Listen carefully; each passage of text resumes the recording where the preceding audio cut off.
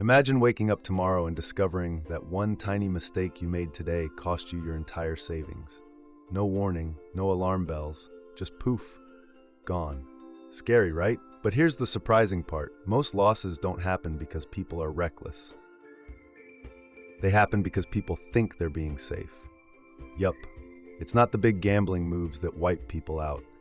It's the quiet, subtle risks hiding in everyday decisions. From the way we manage our money, to the way we run businesses, to how we choose a career, invest, buy a house, or even store our passwords, losses creep in through tiny choices that feel harmless, until they aren't. Now imagine the opposite. Imagine if every decision you make has a built-in safety net. Imagine shaving off 80% of the unnecessary risk in your life, without becoming overly cautious or boring. Sounds unrealistic? Actually, that's exactly what smart risk management does. Today, I'm going to show you how regular people protect themselves the same way professionals, investors, pilots, and emergency planners do. Simple, clear, no jargon, actionable. And the best part? You can use this stuff today. So grab a snack, sit back, and let's decode the science of avoiding losses and keeping your life, money, and future safe from the risks you didn't even know existed. Ready? Let's go.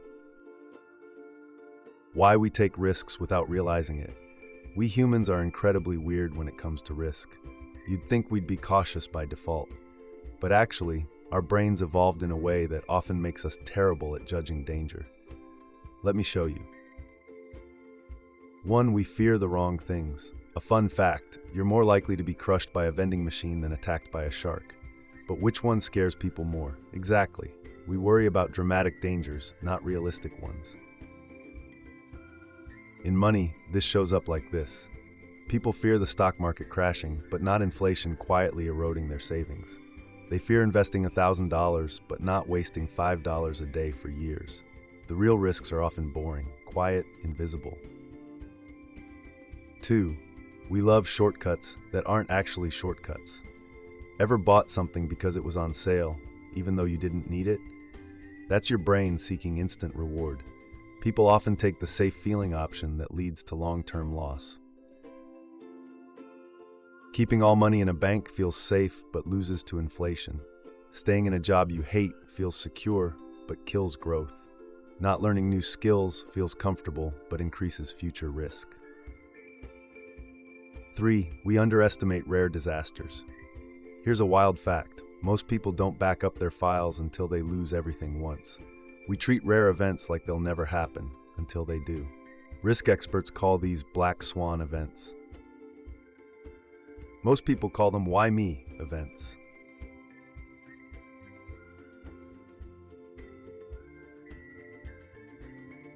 We don't see the cumulative risk. Eating one donut? Fine. Eating a donut every day for 2 years? Now it's a risk. Checking your phone while driving for just a second? That second adds up every time. Small risks compound, just like small investments. And that brings us to the big question. If humans are naturally bad at avoiding danger, how do we fix it? Good news, with simple tools. Let's go section by section. The core rule. Never risk more than you can afford to lose. This is the golden rule of risk management, the rule of rules. If you only take one thing from this video, take this idea. Never risk something you can't replace. People get into trouble when they treat essential things as optional. Examples: bad risk. Using your entire savings for something that might not work. Example: starting a business using every dollar you have, investing all savings into one stock, spending months working on a project with no backup plan. Good risk. Risking only what you can afford to replace.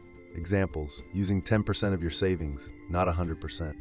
Starting a side business before quitting your job. Investing gradually, not all at once. The 5-bucket safety model, a simple system. Essentials bucket, food, rent, bills, transportation, 0 risk. Emergency bucket, 3-6 months of savings, 0 risk. Growth bucket, skills, courses, certifications, low risk. Investment bucket, stocks, ETFs, long-term assets, medium risk. Fun experiment bucket, side hustles, new ideas, speculative plays, higher but controlled risk. If you risk bucket 5 money, that's fine. If you risk bucket 1 or 2 money, that's disaster. Most losses happen because people mix their buckets. Keep them separate. Protect the first 2 buckets like your life depends on it, because it does. How to spot hidden risks. Some risks are obvious, but the dangerous ones hide in plain sight. Here's how to detect them. 1. The everything's fine illusion. You know the feeling when nothing bad has happened for a long time, so you start assuming it won't? That's false safety. Examples: a business not tracking expenses because we're doing okay, a person ignoring medical checkups, an investor thinking they're a genius. Many disasters happen right after success, because success makes you comfortable. 2. Overconfidence bias. We love to believe we're smarter than we are. Examples: driving faster because I'm a good driver, picking stocks because I just have a feeling, ignoring warnings because it won't happen to me. Solution: act as if you're slightly dumber than you think you are. Professionals do this all the time. That's why they survive. 3. The single point of failure. This is one of the biggest hidden risks. If one thing fails and everything collapses, that's a single point of failure. Examples: one income source, one client paying most of your revenue, one device storing all your files, one supplier in your business, one password used everywhere. Fix: make backups, duplicates, or alternatives. The it's too good to be true trap. If something offers high reward, low effort, low risk, it is almost always lying. This applies to investments, business opportunities, secret methods, get-rich-quick programs. Real opportunities require time, learning, consistency, patience. Before we continue, if this video is helping you see risk in a brand new way, do me a quick favor. Hit the like button. Subscribe if you want more simple educational breakdowns like this, and drop a comment saying "avoid losses," just so I know you're still with me. It really helps the channel grow, and it lets me create more helpful videos like this one. Alright, let's jump back in. Risk management techniques that actually work. Now we get into the practical stuff, tools you can use immediately. 1. The 80-20 risk rule. 20% of your decisions cause 80% of your problems. Find that 20% and fix it. Examples: 20% of your spending, 80% of your financial stress, 20% of business operations, 80% of failures. 20% of habits, 80% of unhealthy results. Identify the risky 20%, replace them with safer alternatives. 2. The stop-loss strategy, used in finance, works everywhere. A stop-loss means if things go bad up to this point, I stop. Examples: if this business loses $500, I stop the experiment.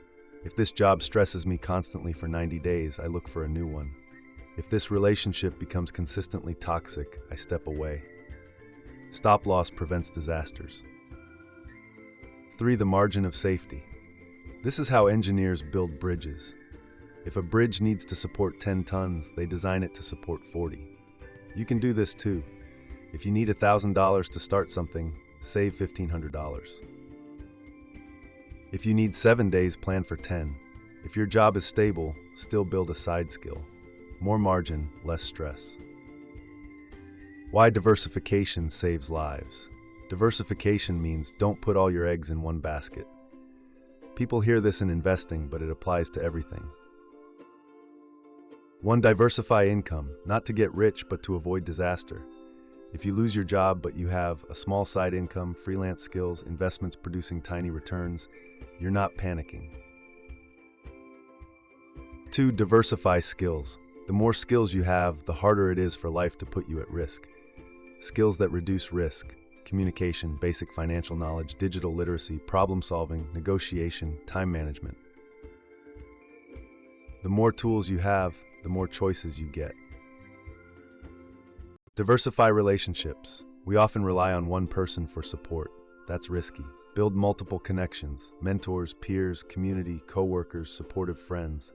Humans survive through networks. Emotional risk, the most underrated threat. Most people lose money not because of math, but because of emotions. 1. Fear makes us freeze. We avoid opportunities that could help us. 2. Greed makes us reckless. We chase things too fast. 3. Stress makes us choose poorly. Exhausted brain equals bad decisions. Risk management means managing yourself. Sleep well, think slowly. Don't decide while emotional. Create rules, not impulses. As one famous investor said, the biggest risk is not knowing what you're doing. Simple everyday risk checklist. Ask yourself these questions daily. What can go wrong here? How much will it hurt if it does? Can I reduce the chances? Can I reduce the damage? Can I prepare a backup plan? 5 questions, 30 seconds, a lifetime of safety. Use it for money, health, career, relationships, business decisions, online security. And that's it. Risk doesn't have to be scary. It doesn't have to feel like living in fear. It's simply the art of protecting the things that matter, while still giving yourself room to explore, grow, and live an exciting life. If you use even a few of the tools we covered today, you'll avoid unnecessary losses, protect your future, and make decisions with way more clarity and confidence. If you enjoyed this video, learned something new, or even had one aha moment, hit the like button, subscribe to the channel, and comment below. I'm protecting my future. Share this video with a friend who might find it useful. Maybe someone starting a business, investing for the first time, or just trying to get their life a little more organized. Thanks for watching, stay curious, stay safe, and I'll see you in the next video.